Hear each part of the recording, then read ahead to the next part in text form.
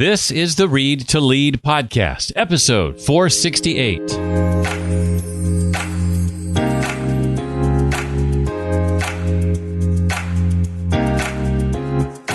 If you're going to spend time, money, resources, energy, heart, you put your whole thing into writing a book, then it better give you a return on that investment. That is my feeling. If you've always wanted to write a book but felt you didn't have enough in you for a book, then the message from today's guest may be an encouragement to you. She says you don't need a long book published by a traditional publisher to get what you need. You need to get short, valuable ideas out to your market in a professional way as quickly as possible.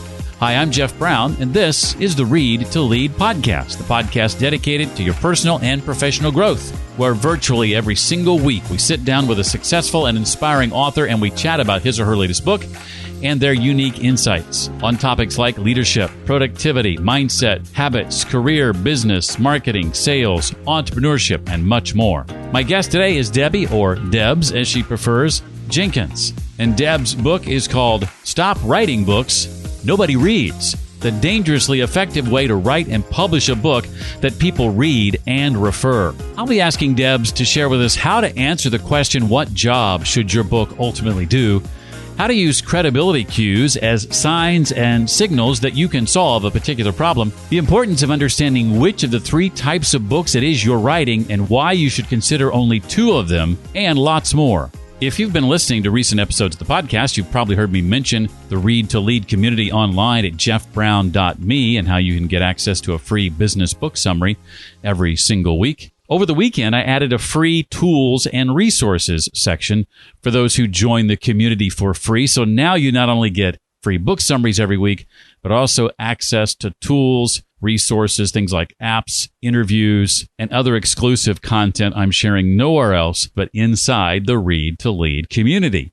I'll be offering some Read to Lead premium options down the road that you may want to look at when the time comes, but there's plenty of content inside the Read to Lead community that's free. Again, check it out. Just go to jeffbrown.me. Debbie Jenkins started her first business, a marketing and website design agency, in 1996. She wasn't a marketer. She had never designed a website. She didn't have any clients. She was leaving a well-paid, prestigious job, but it couldn't be that hard, could it? Well, for over 25 years, she's been helping expert business owners, coaches, and consultants create books, websites, articles, apps, membership sites, courses, valuable business assets that help them grow their influence and leave a legacy. In 2011, she sold her publishing business, embarked on a fabulous midlife crisis, sold everything, got divorced, and moved to the disaster farm in Spain where she rescues animals. Her latest book is called Stop Writing Books Nobody Reads: The Dangerously Effective Way to Write and Publish a Book That People Read and Refer. Well, Debs, I am delighted to have you on the Read to Lead podcast. I first want to say thank you to Ann Latham for making the introduction, but welcome here. Glad you're here. Hi, thanks, Jeff. It's so lovely to be here, actually. It's great to speak to you. And thank you to Anne for introducing me. And I know that you've spoken to Anne twice already. So, she's obviously made a good impression. She has. And I think she holds the record for the quickest return visit on the podcast in the nearly 10 years that we've been doing this. I think you'll probably have her again. She's fabulous. I have a feeling, yes. Yeah. Well, the title of your book is quite unique. You work with authors, and it seems rather unusual, to say the least, that you are telling people, in essence, to stop writing books nobody reads. I want to touch on that a little bit, what led to you coming up with that title and how that sort of mindset impacts your whole philosophy of what you do. Yeah. So I've been helping people write books in one way or another for 20 odd years. And I've helped them at different stages. I've rescued some books. I've helped create books from zero. I've ghostwritten books. So I've kind of come at this from so many different angles. I also ran a publishing company and then sold my part in that, and now have a new publishing company. So over the years, I've kind of seen all of the different, maybe not all, I hope not, because I'd like to carry on learning, but I've seen so many different problems that we get ourselves into with books and with what our thinking pattern that leads us to create a book in the first place. A couple of years ago, I got very, very, very frustrated. And I think sometimes the best ideas come from frustration. And I was like, how is it that my clients and we're putting in all this effort and we're creating something that we think is beautiful and fantastic and interesting, but people aren't reading it. They might read, maybe a few thousand copies, but why aren't people reading it and then doing the things my clients have suggested? Because my clients are so smart and they've got brilliant ideas, and it was frustrating me that people weren't reading the books they were writing. So I kind of went back to basics and said, what do we have to do to get a book read and referred? And sort of brought it all the way back to the basics. So that's where the idea came from. Yeah, and I want to get into this patterns thing you talked about. You actually call them anti-patterns, and the bad outcomes they're often responsible for. Can you give us some sort of examples of what you mean by that? Yeah. I'm an engineer by background, so I tend to use quite a few engineering type words. And anti-patterns is so forgive me. I dive into systems and processes and formulas and at a drop of a hat. So the whole thing for me about writing books is that they are an asset for your business, and if they're not an asset, if you don't turn them into an asset for your business, if you don't consider them an asset for your business, then it's a bit of a you can do it for fun, obviously, but it's not going to get you the objective you want. Now, what I found was that there are these anti-patterns. These are the common knowledge that people share and talk about. If you met somebody in the pub and you said, should I write a book? They'd say, yeah, you should write it in a week, and you should make a really, really big book, and that will give you loads of credibility and everybody will come and buy from you. Okay, so these are the sort of the guy in the pub type comments. And I think there are at least 5 anti-patterns that I kind of rail against. One is the book in a week. Yes, it's possible to write a book in a week. It's possible to write a book in a weekend. It's probably, with our delicious AI friends, probably possible to write a book in a day. But the question is, should you? And will you create a book that is read and referred?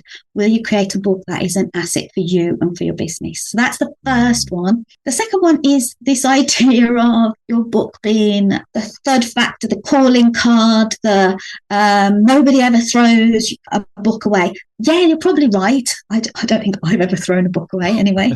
I'm surrounded by hundreds and hundreds of books. But the thing about the calling card idea and the business card idea is you don't actually want them to keep your book on their desk or on their shelf or in the drawer. You actually want them to read it, because it's only when they read it will they do what you want them to do, get the result you want them to get, and then refer the book.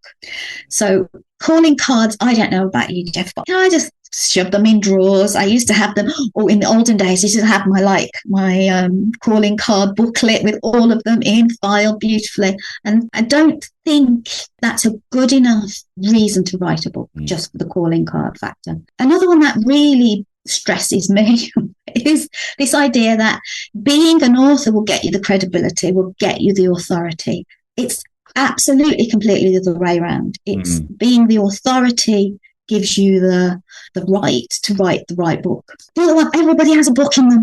That's probably true. I'm not going to disagree. It's probably true.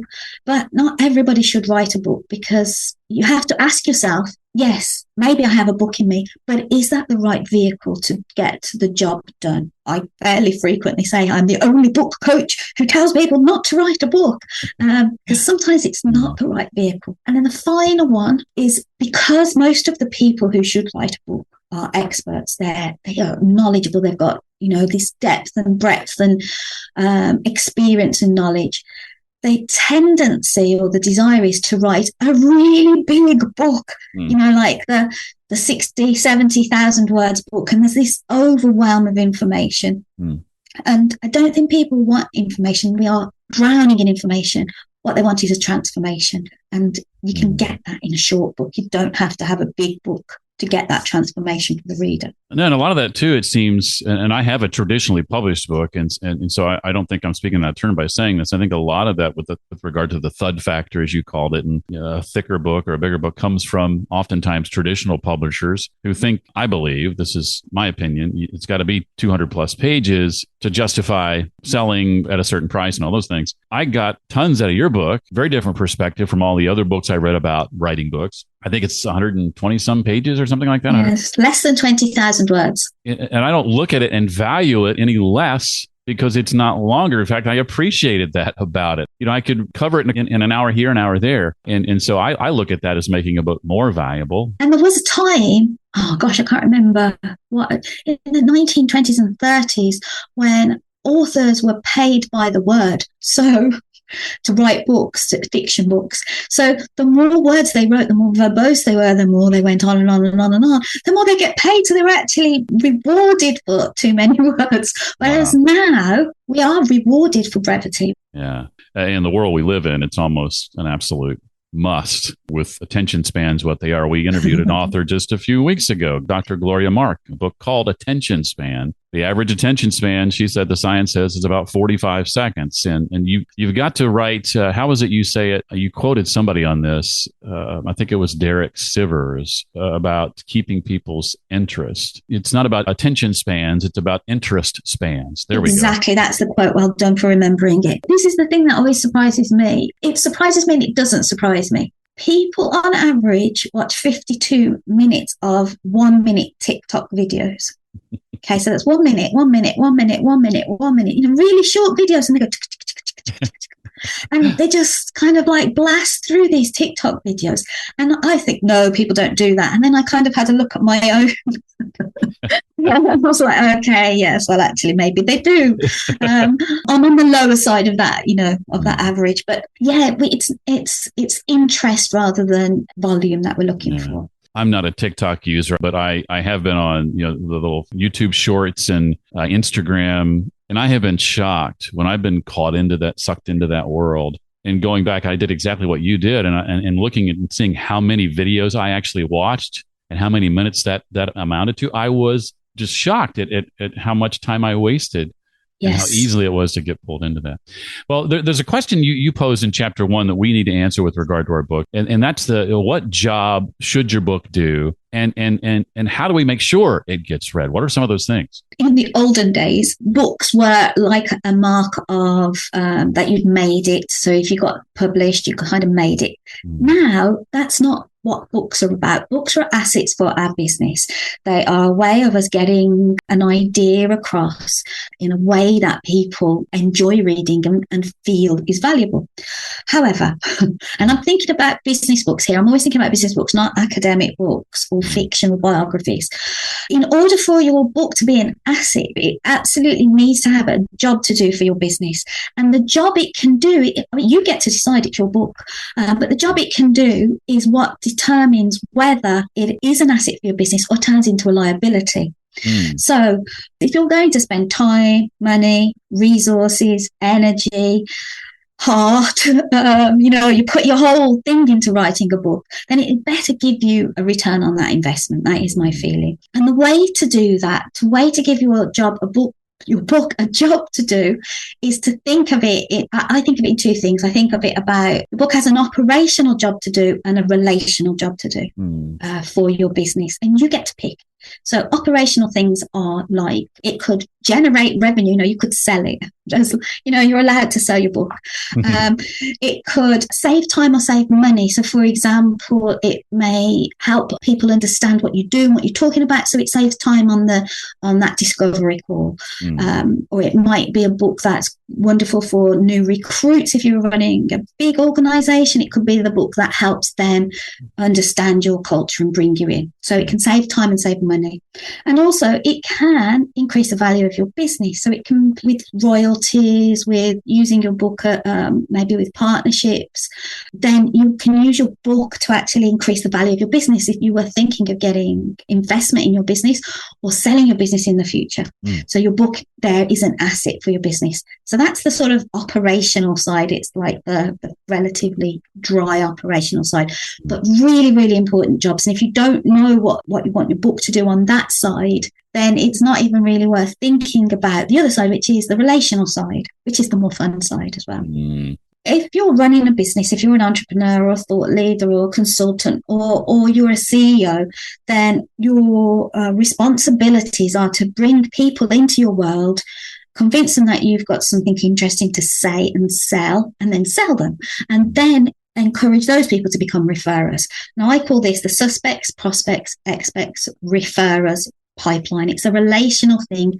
Other people have like 7 steps. Some people have 3 steps. It doesn't really matter how many steps there are, but there is a flow of a relationship where in the suspects, people don't know who you are and you need to get their attention. Then they put their hand up and say, hey, I'm interested. And they become prospects, people who have given you some information. And then if they like what you're talking about and they like the value you've delivered, they might become experts, clients, people who actually really love you and give you money to share the value that you have. And then your ultimate goal, perhaps the one some of us forget, is turn them into referrers. So you want them to say how great you are and tell everybody else. And every time there's an opportunity, your name comes to mind. So that little row, suspects, prospects, experts, referrers, your book, this is the beauty of a book, one of the few assets I think that can work really well in any of those stages of the relationship. The beauty of your book is that it can turn suspects into prospects. It can get people to say, hey, that's interesting, because maybe you give it away for free and now you've got their contact details. Or you can sell your book as the first interaction that somebody has with you, the first time that they provide money for the value. That's, prospects to experts. Or you can use it for experts to referrers. So your book can be so brilliant that everybody who reads it just tells everybody else. And that now is a beautiful closed loop. So when I think of, and the first few conversations I have with anybody when we're talking about writing their book, we focus really strongly on what's its job, what's it going to do, how would you know if it had been successful? Another thing you talk about in chapter 1, we didn't really hit on this, and then I'll move to actually other chapters. I do have other questions about other chapters, is this idea of credibility clues. I guess you hinted at it a little bit, but how and when can we use them as signs and signals that we can actually solve the problem that people have? So credibility clues, I love credibility clues, and I love thinking of them as credibility clues rather than individual things, because credibility clues include things like testimonials and awards and stages you've spoken on and events you've been a guest at and jobs that you've done for clients, things, all of the normal things we think of when we think of creating testimonials for our business.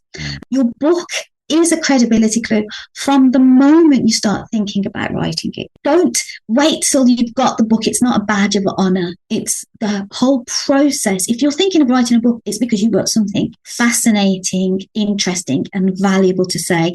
That by itself means you should be telling people about it even before you've written a word.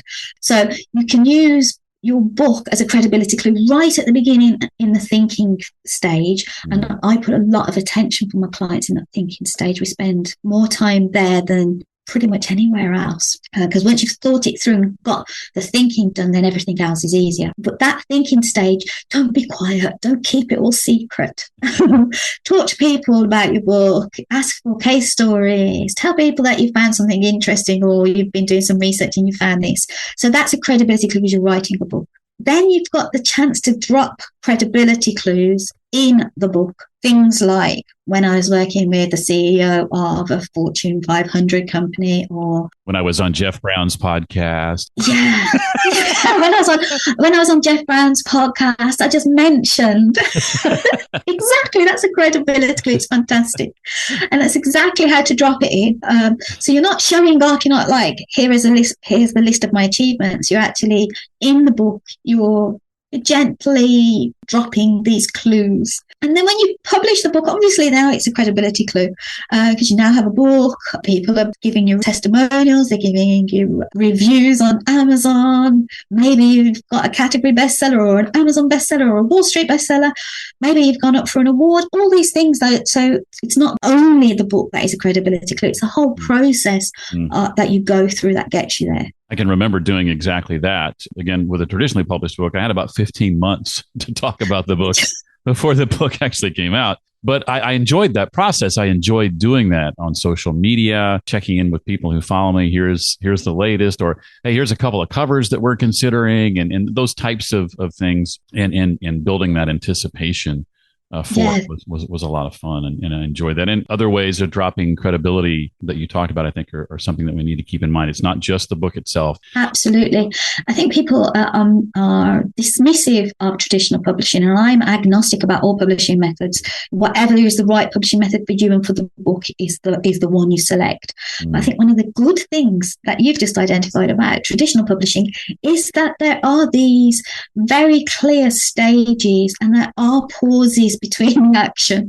So rather than you going, I've written a book in a weekend, now I've got to sell it, there is that nicely paced time for dropping those credibility clues. I want to ask you about the importance of understanding which of the three types of books it is you're writing, and why you suggest we consider only two of them. I thought this was particularly interesting. I'm thankful that I think my book is in one of the two you recommend, not the one you don't.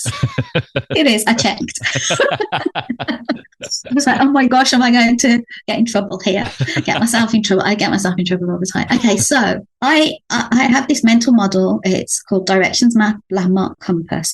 And the idea came from Dan Rome. I don't know if you've ever read Dan Rome's Back of a Napkin. He's been on this show 3 times.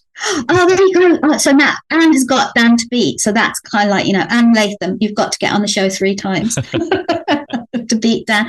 I love Dan. And in Back of a Napkin, he has it's quite a throwaway line. It really is. He just says directions, map and landmark. And for me, that was like, boom, directions, map and landmark. That was the clue I'd been looking for. And so now I use this mental model in pretty much every communications I think of doing, whether I'm writing an email, whether I'm asking my assistant to do something for me, whether I am in a group, and whether I'm writing a book. And I think, what am I writing? What are we doing here? Is it something directional? Is it mapping? Or is it landmark? So direction's quite obvious. It's like, how do we get from A to B? You need to know where A is. We need to have the common starting point. And then we have a list of things to do to get to B. Maps are, most people think, oh, I understand maps, but maps can be tricky. And this is why my least favorite. And I've written a few map books and they've made me lots of money, but they are challenging. Okay, so maps, you are describing the same terrain as other people are describing. So you're explaining, I don't know, let's say it's neurolinguistic programming. So the map book covers all of the elements of neurolinguistic programming. Or let's say you're describing artificial intelligence, which is like on everybody's lips at the moment. Mm-hmm. So your map book for AI would describe the whole territory of AI. Okay.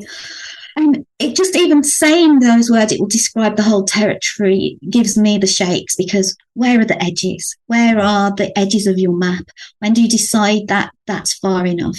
How deep do you go on different parts of the map? So map books tend to take a life of their own. And then there are the landmark books. These are the books where you, the author, you, the expert, are standing on the top of a mountain with a big flag. Okay, and you're up there with your flag and you're saying, hey, the view from up here is just fabulous. If you get up this mountain, you're going to have all of these wonderful benefits. And this is why you need to come up this mountain. And I am going to get you up my mountain with emotion, with enthusiasm, with inspiration, with excitement, with not just logic, with stories and explanations and beauty and awesomeness. Okay, so but you're standing on the top of a mountain with a big flag, and there are other mountains and there are other people standing on their mountains and there are other flags. So you've got to have the flag that's most exciting and inspiration to the people. Okay, so those are the 3 categories that I think about books. And as you mentioned, the maps one you want to avoid. Yeah. If at all possible. It gets a little out of hand, out of control. And it tends to be, because I've helped people write their first books, I've helped people write their 5th and 6th books. It tends to be first-time authors accidentally write a map. And so when I've rescued books, it's usually because what started off as a great idea accidentally turned into a map. And it turns into a map for a couple of reasons, but the most important reason, I think, is, especially for the first-time authors, there's 2 parts. One is that they think that this is the only book they're going to write, so they have to get everything in it.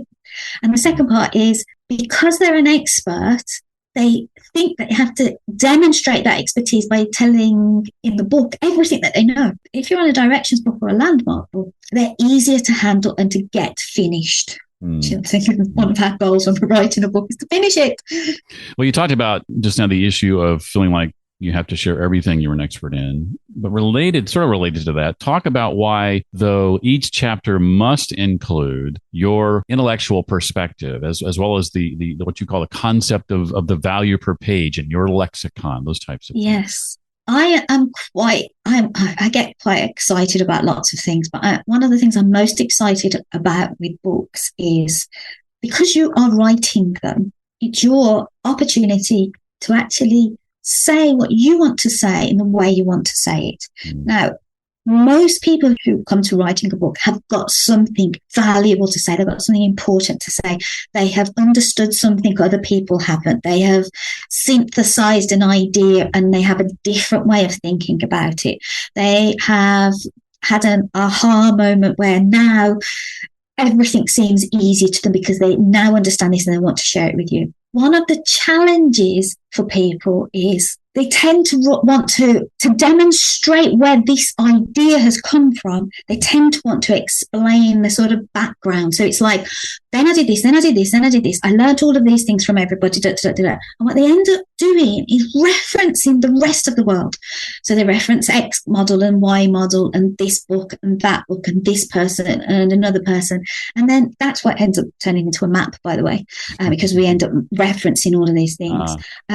And what I want my clients to do is tell us, okay, we know you're so smart. You've done all of this. You've read all of these things. What is the synthesis? What is the intellectual perspective that you bring that we haven't heard before? So we know that these models exist, like the, I don't know, lean and agile and NLP. We know all these things exist, but what is your synthesis of that? And that is what I call the intellectual perspective. And I use this as a rule up front for writing, but also as a lens at the end for testing. So the rule up front is every chapter has to have some of your intellectual perspective. We can't just accidentally map what's going on, what everyone else is saying. And when we come to the end of it, we go back and we say, where is the intellectual perspective in this chapter? Where is the special you in this chapter? And then I'm even meaner to my authors and say they actually have value per page. We can't flip 5 pages and not have got to something that's going to give the reader a change of perspective or a step forward. So I'm quite bossy. Well, I'm somebody who, when I'm reading a good book, is highlighting and underlining just about every page. And I used to think, why do I do that? Why do I highlight so much? And I think I've come to realize, based on what you've just said, that, well, I apparently spend most of my time just reading the good books with the value per page that I seem to find every time I open up a book. What are some of the tests the reader is going to put your book through, and that you have to make sure your book passes? There are specific things here that you mentioned in the book that the reader's looking for, whether they realize it or not. Yeah, I think the first one, even though we're all told to don't judge a book by its cover, we do. We can't get away from that. I will admit to looking at covers and going, oh, I'm not going to read that. That looks like a bad book. So that's one of the first tests, which is it's kind of a split second test. And some people will tell you that there are rules to what the cover should have, and there are some design rules, obviously. But I think it's cover design is an art and architecture. So there are rules, there are like the formats, but then there is a great big dose of art that goes in there, and that's really hard to define precisely. Get a great cover. You've really got to get a good cover. The next thing, obviously, is title and subtitle, and maybe cover and title and subtitle kind of come at the top of this test that potential readers do. So does it sound like the book that I want to read? Does it sound interesting? Does it talk to me, the reader? And I also run a tube test on people, which is if you're sitting on the London Tube, if you were sitting on the tube, they had your book in their hands, would they be proud to be reading that book, or would they be covering it in brown paper? so that's my tube test, and that covers the cover and the title and subtitle. Then a thing that I think lots of people forget is the table of contents. in Amazon, for example, and I mentioned Amazon too many times, you can see the table of contents. You can see what's in the book. And this is one of the best chances of telling people this book is for you. You need to read this because this is interesting. Going to learn this. Too frequently I see introduction, chapter 1, chapter 2, chapter 3, conclusions, and I'm like, no, give me something to grasp and to get stuck into. Some meat, yeah, and some intrigue maybe, and some why did she say that? Why has he written that as a chapter title? Give me something interesting. Blurb as well, obviously. Blurbs are really, really important. But I think if you can get your title and subtitle, cover, and table of contents pretty good, once you've passed those tests, they might read your book. Right. They're still not guaranteed to read, but then you've got a better chance. Yeah. Let's talk about then the actual writing process. You lay out some helpful, I think, do's and don'ts with regard to the actual writing process. Yeah, I have a whole list of do's and don'ts. I have this, what I call the two heads strategy, which is when you're writing, write. When you're editing, edit. In the UK, we had this, I don't know if you had it, when I was a child, we had this TV program called Wurzel Gummidge for children. And it was a scarecrow, and he had lots of heads. And sometimes he would put his happy head on, and sometimes he would put his clever head on. And that's what I think of when I think about writing and editing. They are different heads. You do them differently, and not only do you do them differently, but I think you should do them in different places. So if you write at your computer, then you should edit at somebody else's, or you should print out and do it somewhere else. So that's my first one. This is one firm rule for me, which is writing and editing are very, very distinct. Another one is I put the triple X method because in general you don't find any words with 3 X's in. But what I ask my writers to do is get in flow, write. I like writing in 3s, like lions and tigers and bears. Oh my, the silly example. Okay, but if I can only think of lions and tigers and, I can't think of another word, triple X, carry on writing. Don't spend all your time thinking of one word. Just move on, leave the triple X, your brain will do those cycles and it'll come back to it. And the other thing, I think this is the thing that's helped my clients the most, is I talk about a tolerations list, which is as you're going through the writing, you're going to get some bits that are a little bit niggly to you where you think I could do that better, or I haven't done research on that, or I'm sure there's going to be a better story there. And I run parallel to every writing that I do a tolerations list. So these are the things that if I get time, I'm going to come back to fix them. And I don't have to worry about them now. They don't have to be in my writing head. They in my tolerations list, and I'm going to tolerate them for now. It's okay. I know they're there. I'm going to get to them, but I can tolerate them for now, and I just pop them in my tolerations list. So those are 3 of my favorite rules that I put on for writing. And the first one you mentioned, I want to touch on just for a moment. I was doing a webinar with someone just a few days ago where we brought up this topic, and it's this idea of writing and editing while you're writing and trying to get away from that is something that I've always struggled with. The natural thing for me to do is edit as I write. But as I wrote my book and as I write anything else these days, I very much try to do exactly what you're saying. Though it is still something I have to be very conscious about. If I'm not, I will fall right back into editing while I'm writing before I realize I'm even doing it. We're so tricksy on ourselves, aren't we? We really do trick ourselves. And the way I got myself out of it was a very logical way, very engineer's way. I basically said, okay, so if I do this process, which is the write and edit process mixed together. So say I'm writing chapter 1, write it. And then the next day I come back and I go, okay, well, I want to edit chapter 1, then I'll write chapter 2. So I go back, I edit chapter 1 and write chapter 2. Write it. And the next day I go, I want to edit a few things in chapter 1 and chapter 2, and then I'll write chapter 3. The engineer in me says, okay, now chapter 1 is going to be bloody brilliant because it's had so many iterations through the process because you never got down to chapter 7. So it gets an unfair advantage, which is quite good actually, because chapter 1 should be your best in my opinion, but it gets an unfair advantage and the other chapters don't get the same treatment. So if you can't do it because your brain just wants to go back and fix, just think of how unfair you're being to chapter 7. Wow, I never thought about it like that. I want all my chapters to be treated fairly. Exactly. Yes, that's exactly what I needed to hear.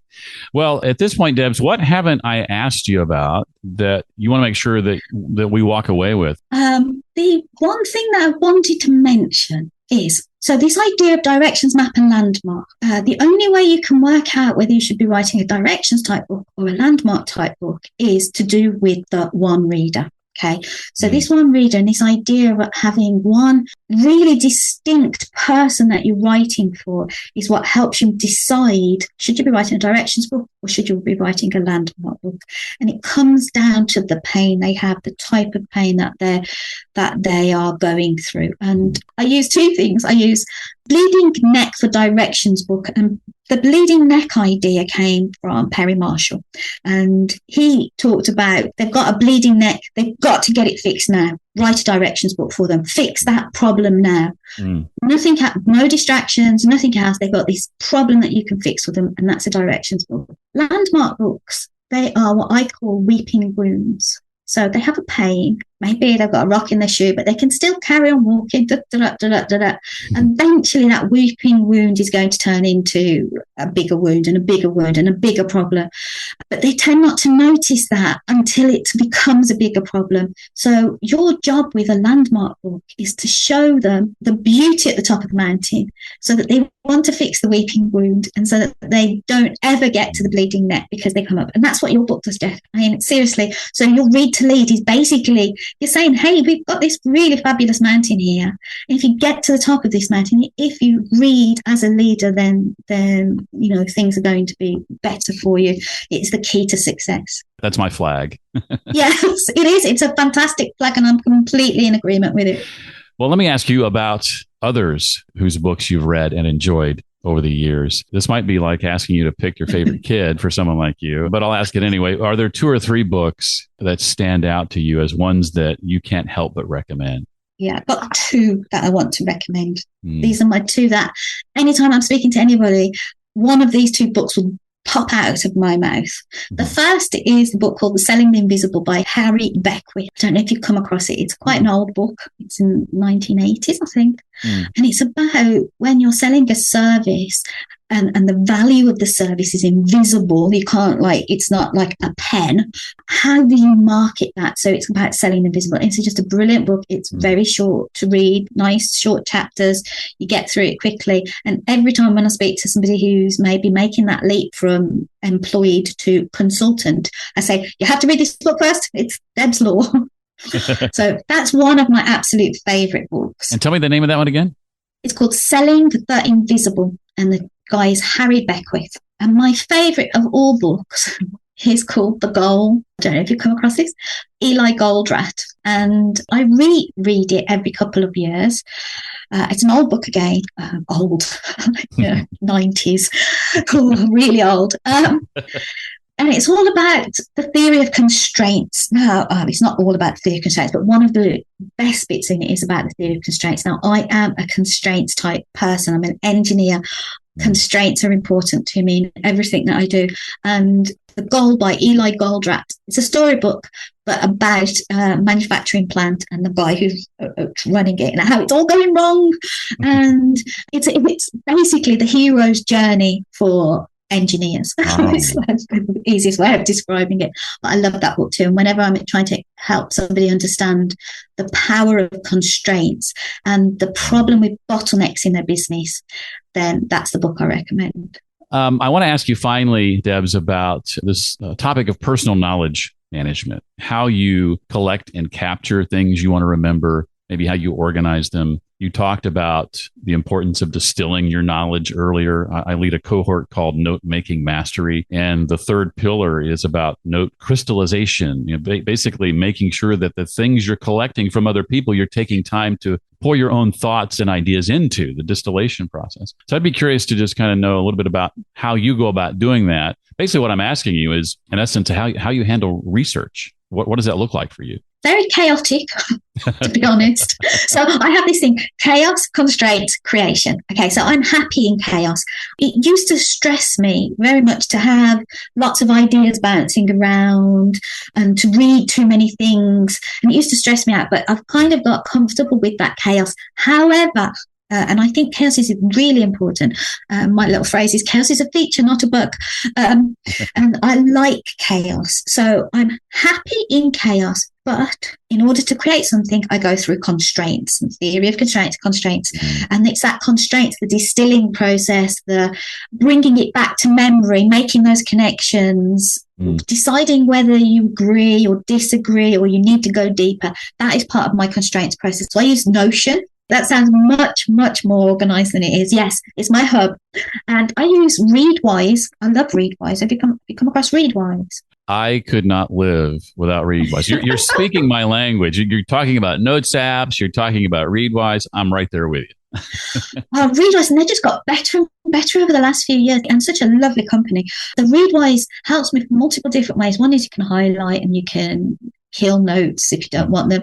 You can bring them all into Notion. You do actually have this one place of putting them all.